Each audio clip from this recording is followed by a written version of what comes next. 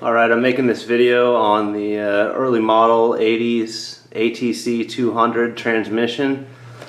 Basically what I've seen other people do, or what's happened to them, is they hit something on the shifter here. It ends up breaking something internally, and then at that point the shifter just flops around. So let's see if I can one hand this stupid thing. So okay, so you can see this shifter was clearly hit hard, and now it just kind of flops around. It still does engage the gears, but it's just like there's no spring back. I'm not exactly sure what's going on in there with that one, but then I've got this one here, and it's the same deal. It runs, and I knew it was flopping around a little bit before I tried to run it for the very first time, and I did, and it just doesn't work right. It runs, I can't really tell what's going on, but it's all just guessing at this point. So I figured the only way to really, figure this out is to take the thing apart. So I'm going to take it apart, and it's going to take a while. So feel free to fast forward. If there's anything great that I find out, maybe I'll put it in the comments on what time, because I'm sure it's going to take at least like 20 minutes. But I'm going to take it apart. There's the shifter shaft, and it's got springs. It's got like a dog, and well, it's a fairly intricate deal. So I'm going to take the whole thing apart, and you can watch. You don't really need too many special tools. I mean, really, I just got my impact gun and a bunch of metrics, and I'll try to walk you through it. I mean, who knows how successful I be. Maybe I'll show you what not to do, and then you can go on somebody else's channel and figure it out. Let me see if I can get a good view. All right. Well, here we go. Let's see what happens. So, first thing I'm going to do is pull the shifters off. I think this case is just a 10 millimeter. You could probably do this last, but I'll just grab it off of there now, so I won't have to go to the other side again.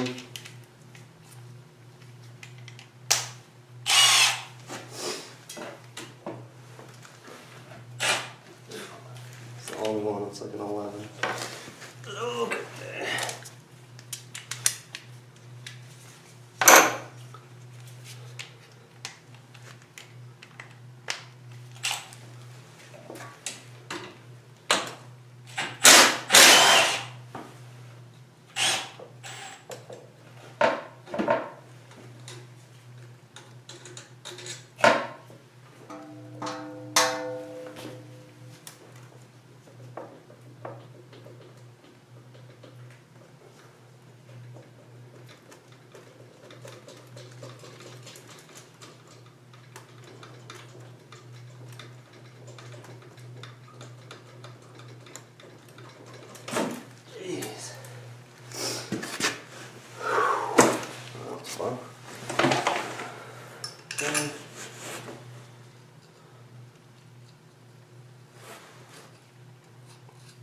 Alright, the shifter's off.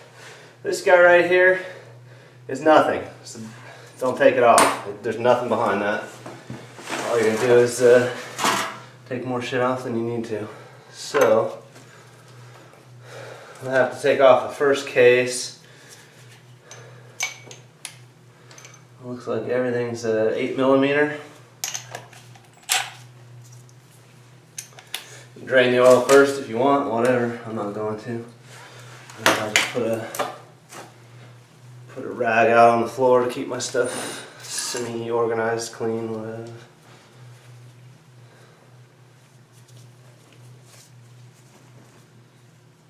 Oh yeah, okay.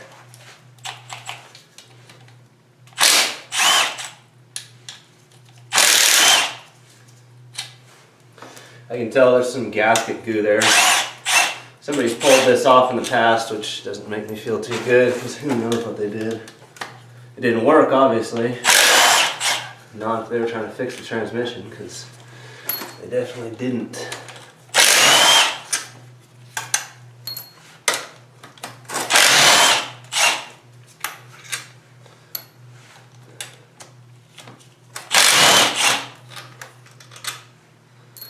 This little guy is your clutch spring adjustment. Show you what it does when I pull the thing apart. Explain it. Well, it's just basically a nut. Doesn't help. But I mean, on the other side you have what would it be? The tensioner for the cam chain. Those are the two adjustments that you have externally on this thing. Okay. Two more, looks like.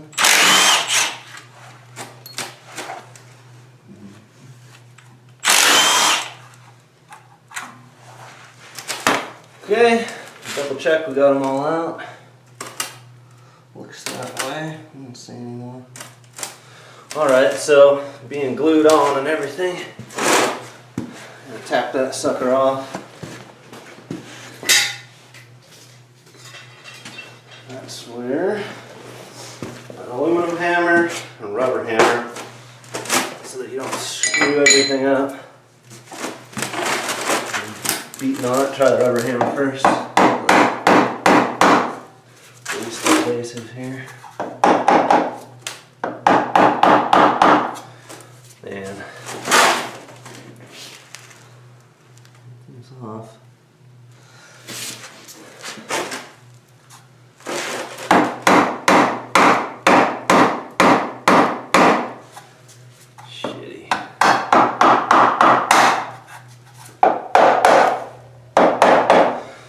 I don't think you have to take this off,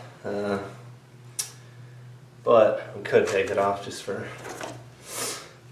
safety's sake. I mean, I haven't even broken it loose yet, but take it off just to make me feel better.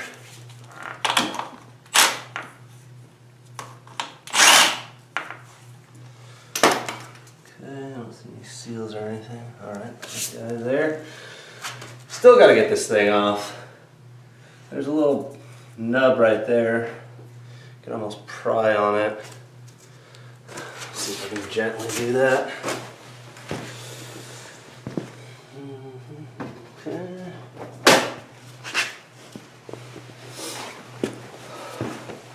Alright. I'm all for gluing stuff on, but when you do, just know eventually it's going to come to this. There it goes. Starting to let go a little bit.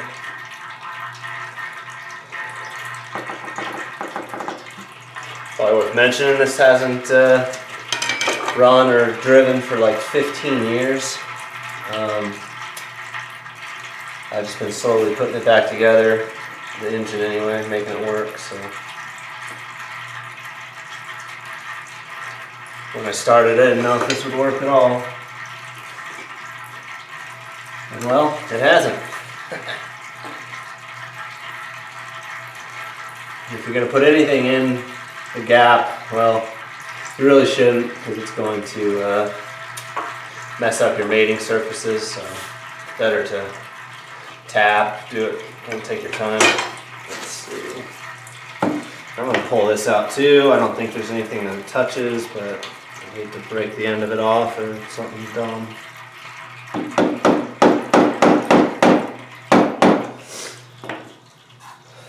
And then as far as here, there's nothing behind here, but there is a bearing and it's kind of a support piece for the crankshaft. So I mean, there is something there, and I think that's why it's not wanting to come off just by cranking on this one part. But I don't have much of a choice, man. Acting like there's something holding it on. It might just be a dowel pin that doesn't want to let go.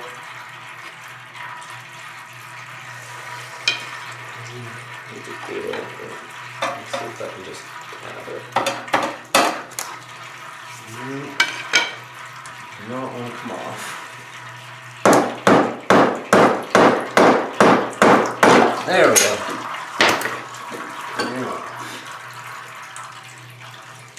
get some of this oil out.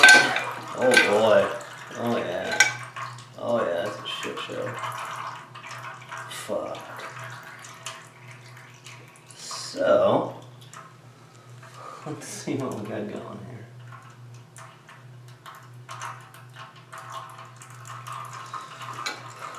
Well, my first time seeing this as well, so it's hard to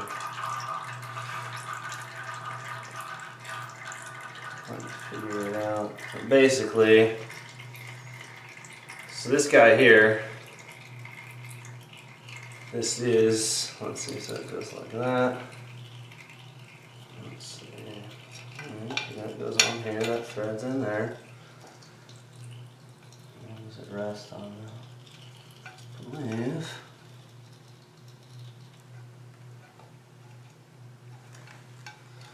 And I'll just take it off. So, I know this goes here, that goes there. There's a spring back here. And basically, this is the back of the shift shaft here. It is the shift shaft, it's just, the other side. And when you shift gears, this thing pokes back and pivots, and it pushes on the clutch basket here. So when you shift, the clutch disengages. This is the centrifugal clutch here. And that way, when you stop, the RPMs are low, it's still in gear, you don't stall because you don't have a clutch lever. So, but yeah, this would be like a throw-out bearing, and a shift or clutch fork, and just pushes on the clutch there. And so our problem has been that the shaft is just flopping around. So everything that I'm seeing now doesn't really help us. As far as like, what went wrong here? It's a little chewed up here on the seal on this. I don't even know what to call this dumb thing, but it's kind of chewed up. I don't know. I don't think that really would do anything unless maybe that made it so you couldn't put enough spring tension on it. So then this here, this is what kind of helps it the thing return back and forth. And I was expecting behind this for something to be broken. That was kind of what I was thinking. So let's see. So this piece is supposed to go over that, and it's not. Okay, so then I'm thinking really if maybe it bent it, I wonder. So I'm gonna check the camera and see if you can see that, but it's not like, you can see this shit. So this opening here, this is supposed to go on that little bar there, and that's what shifts. It's this little guy here. He moves forward and backward, and then back in here is where the actual mechanism is to get to the gears. And this piece is it's stuck. It's like jammed. And the question is that bar bent to where if I do get it back where it's supposed to be, will they line up still, or are we just screwed on that piece? So I'm gonna look at the camera and make sure you can see everything. That'd be pretty much the whole point of the video. So hate to miss it. Let's see. I'll pop this off the stand. Okay, so.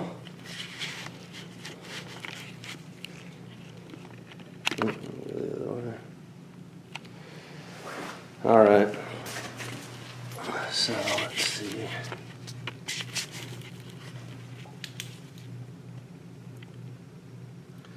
So what I'm talking about is, you can see it,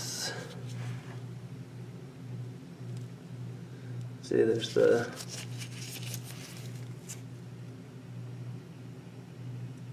I don't know why it keeps focusing. No. Alright. There. So here. Okay. Man, trying to get this light right. It's hard. So this piece here, this guy, there's that gap, and you can see, and you know, if it had just like fallen off when I took it apart, that'd be one thing, but I mean, it's like bound up, really bound up. You can't get it to move. So shift-wise, that, I mean, yeah, that would make it not shift, or not shift correctly. It's out of time, out of alignment.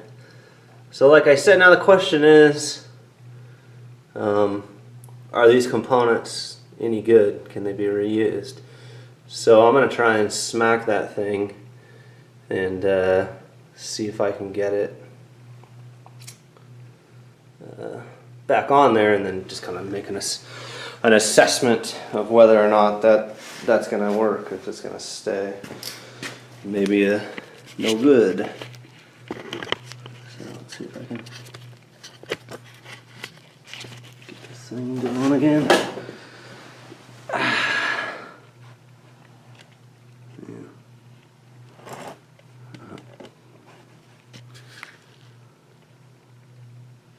Alright, so let me see if I can hit it.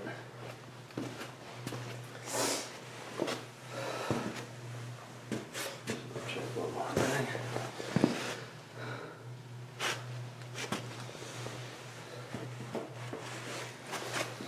Okay. What to hit it with? Here's a good question. If you had a piece of brass, I do somewhere, but you know, like a brass dowel, something like that. You can hit it that way. It'd be nice and gentle, just like the aluminum hammer. But I'm not going to worry about it, so I'm just going to try and smack this thing back where it's supposed to be. There. All right, so not that helps, but it's back on it. Okay, so yeah, and this piece does slide off. I guess we could have a look at it and see if it looks like it's damaged. Not really. I mean, it looks fine. The other question is if the other piece is fit. I can't really tell. So I'm gonna put it back on here. There we go. I mean, it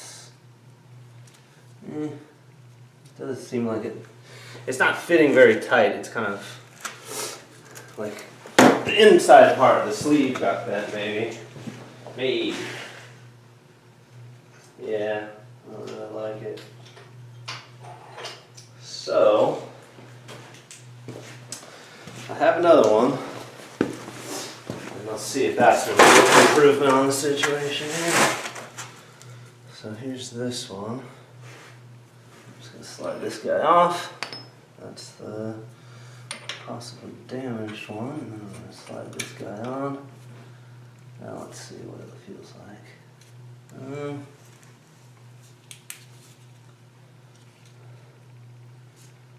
Yeah, seems all right, but then I can also say that I'll bet you that the little shifter fork, that little guy, I'm pretty sure that got bent ever so slightly, because it's on there and everything like that. But I'm just wondering, like, is this thing gonna freaking pop off? Assemble the whole thing and then do like a hard shift, and then the fucker, you know, comes off of there. That'd be a real bummer. But to take all this stuff off, like say that is damaged, that little fork deal there. If you want to take the rest of it off, then you have to take the next case off, and you have to take apart, you have to pull the clutch. Centrifugal clutch has to come off. Basket clutch has to come off, and then you have to take off this case, and then this shifter just pulls out. And I mean, man, that just, yeah, see, and this thing goes back and forth. That's totally normal. It does. So let's push it all the way back. That's as far back as it goes. And then I'll put this on and just see. So let's just say, okay, this dumb thing like got pushed back as far as it can go. And that's as far forward as it can go. I think laziness is going to prevail. I don't want to take this case off. If you do, like I said, you take these 3 bolts off, take this off. Then there's a nut on there. It screws off of there backwards, so you actually tighten it. You pull this off. It's like a 30 millimeter, I think. And then this, you just pull these 4, and this whole, actually no, you pull these 4, and then there's a strange fastener on there with just like 4 grooves. And you can just take a punch, and it goes off normal, so you would go counterclockwise to get it off. Once you get that off, you can pull this off, you can pull this off. And then there's an oil pump back here, which is pretty badass for a little 200 to have an oil pump. You take that off, and then there's just another series of 8 millimeter bolts that go around, and then you can take this little thin case off, and once that's off, then you can just pull the whole shift shaft out, and you can replace it with hopefully a used one. And I took apart another engine that I had that was no good. I'll show you that, and that way I don't have to do this again unnecessarily, and then you'll be able to see what it looks like without just listening to me yammer about it. Alright, so this out. So, and I guess really, like, if I'm going to find out, you know, if I did the job right, I can put it back together, and then at that point, it should, you know, should no longer have that slop in it where it's just kind of flopping around. If I start putting it back together and everything, get the case on, and it's still flopping, clearly there's more damage, and I'll show you. So yeah, and this is my other one. Luckily, this one has had leaks that I've had to replace, O-rings and whatnot, but it seems like it'll work. And then I got that one that I'm gonna start tearing into. But anyways, okay. So you can see here these same components. Although I did rob that other piece off of there, but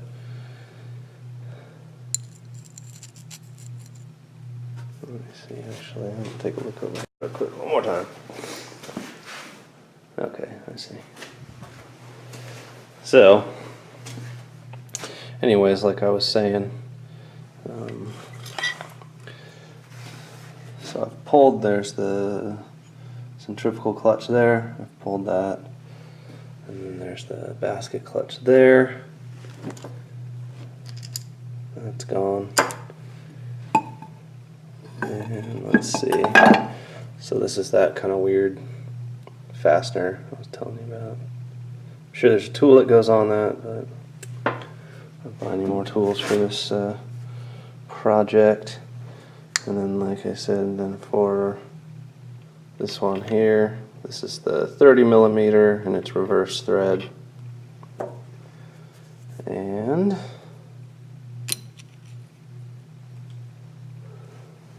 okay, so then this case is just kind of sitting on here. There we go. So you can see, and then what else is there? There's one more piece. There's a little wheel that goes in there, and this is actually the oil pump, which is, like I said, it's kind of slick little deal. Where is it? Yeah, so there's like that's the oil pump cover, and then this is the oil pump drive gear, I guess I would call it. That's all it is. Just goes in there. And it runs off of the centrifugal, I think, and then it obviously pumps oil throughout the engine. Usually you just get an oil slinger with some engine this small, and they are okay. I mean, they work and stuff, but I mean, geez, they're just kind of not that great. Anyways, and like I said, this thing actually has its own oil pump, which is pretty badass for such a little motor to have 2 clutches, and also, like I said, it's got that oil pump. It's pretty cool. So I don't know if I can get this out without my other hand. Nope, I have to set this down.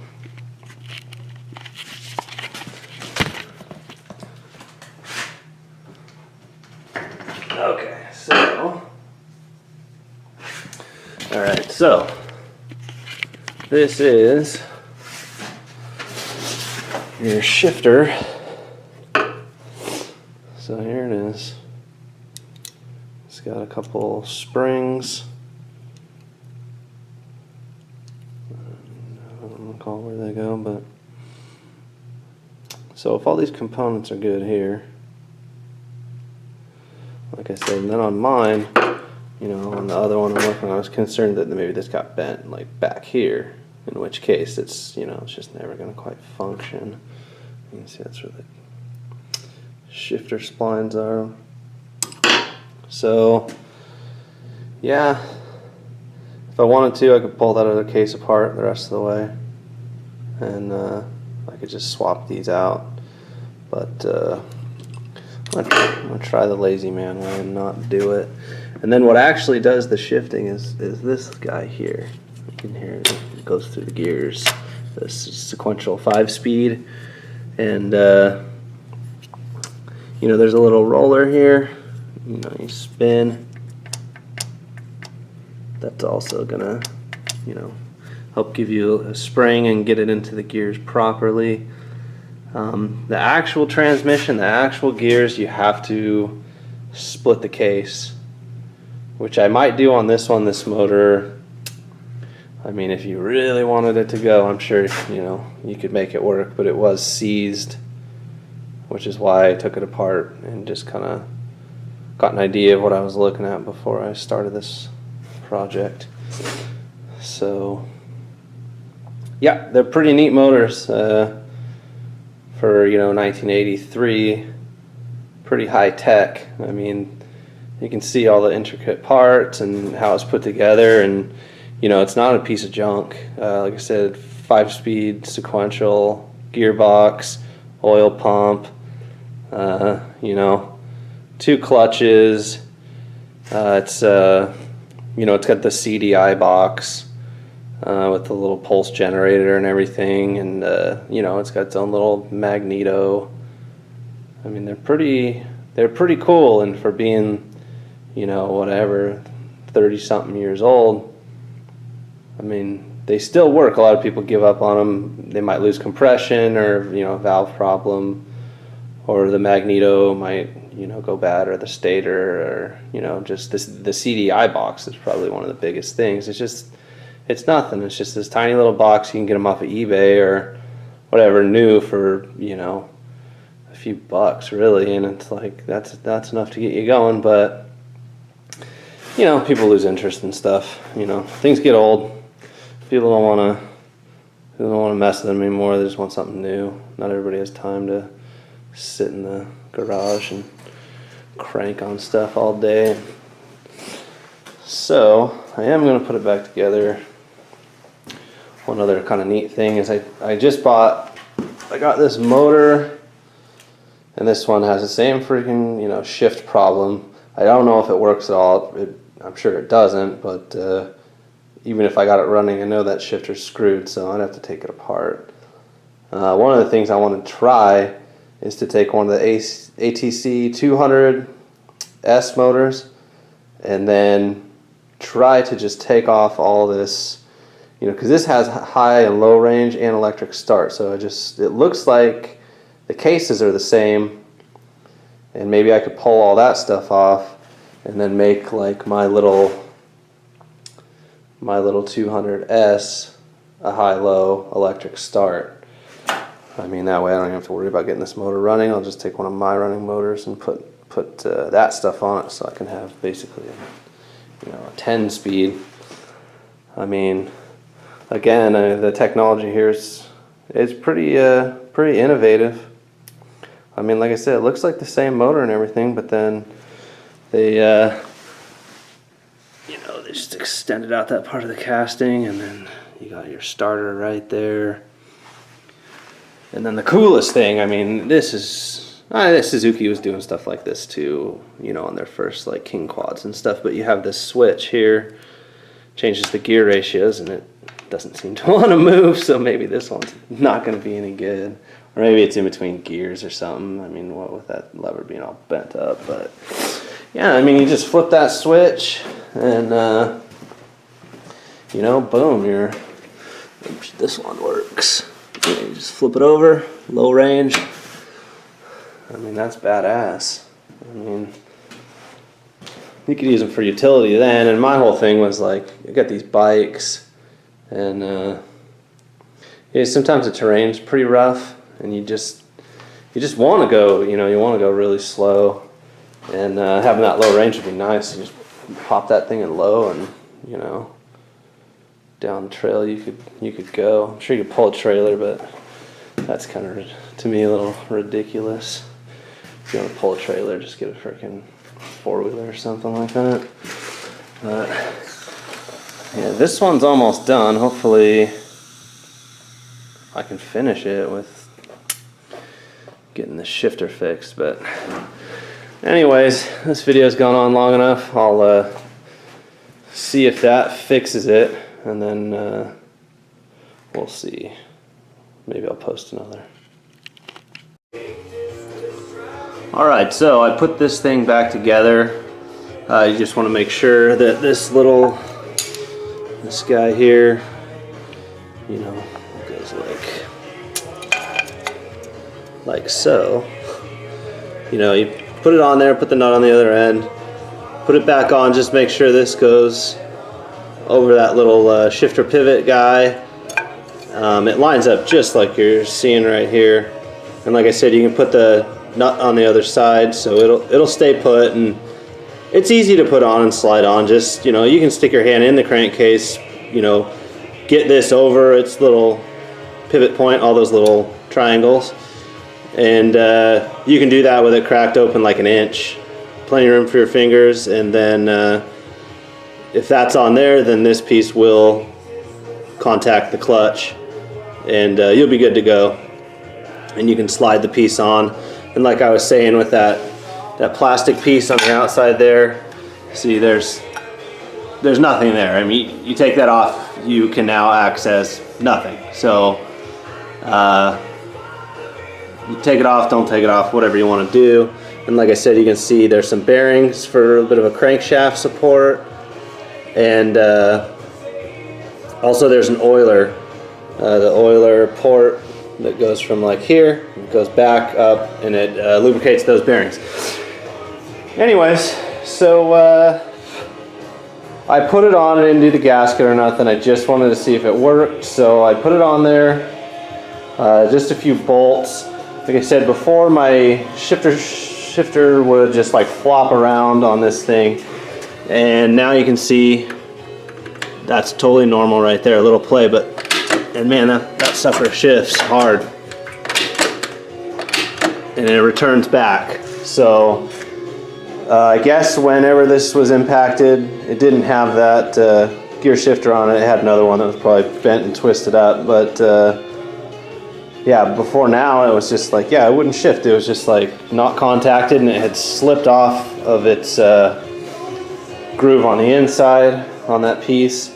And then like I said, you can look at this one, and this one is just crazy. I mean, it's the same deal. Like it's not where it's supposed to be. And if I was able to get this motor fixed, I don't know what the story is on this thing. I mean, even this high-low is not even really like bolt it on there. I don't know, it's a parts motor anyhow, but I'm just saying if you can get, you know, get it apart, you can fix it.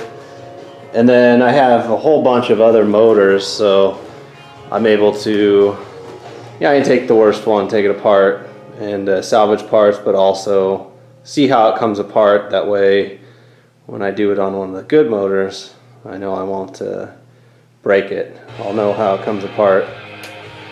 And that's it, but I mean, it looks like it worked, and I guess I'll order a gasket, and